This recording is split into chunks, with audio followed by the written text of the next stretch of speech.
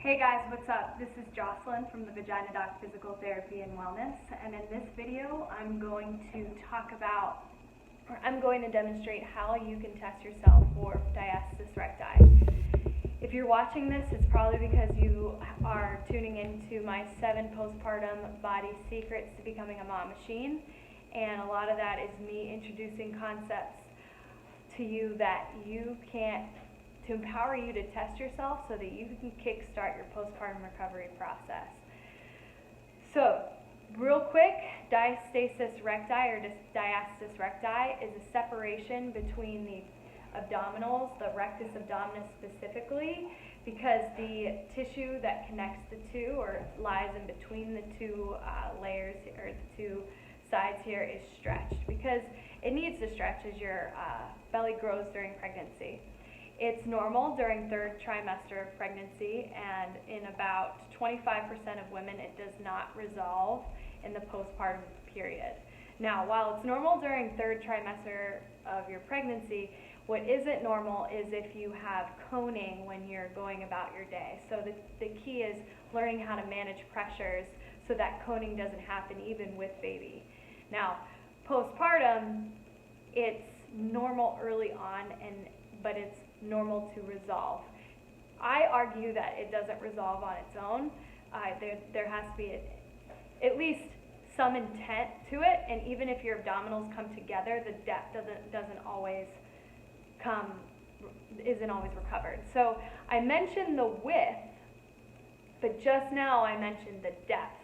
So the traditional thought pattern is we need the abdominals to come together, but now it's being recognized that the depth is almost more important than the actual width. Because imagine if you needed to get across a spring or like a creek, and you had 2 options. You would go across the rocks that are unstable, versus you had which was shorter, or you could walk across a stable long log. I would take the stable long log that is not going to move over the shorter rocks that are slippery, and this stream is running really fast. Because when you have the abdominals come together and there's not underlying tension, the force that comes from the ground through your legs up gets lost in that tissue, versus if we have a stretched out tissue, it can be transmitted across. We ideally want both, but I like to work on depth better than just the width only. So to test yourself, you're going to I'm going to show you a couple different ways, but the first way is you're going to lay down, and now your legs would be straight. You're going to take your finger and put it into your belly button, okay? And what you're going to do is you're going to lift your head and your shoulders up. Now, if you can't lift your head and your shoulders up, that's not a good sign. That's a sign that there's probably something going on in your abdominals. Now, if you can, and you don't feel anything coming together, let's add 2 fingers. So I have not had a child, and I can put 1 finger in there. So 2 fingers, and my tissue tries to force out the other tissue, or tries to force out the other finger. But if you can't feel anything, go 3 fingers. And you should start to feel the tissue coming in if you already haven't. 4 fingers. You have to press moderately hard so that you don't miss it.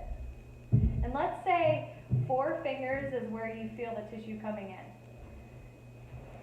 Take note of that, and then you're going to test the same way above up until you get to about this point, and then below until you reach about this point, okay?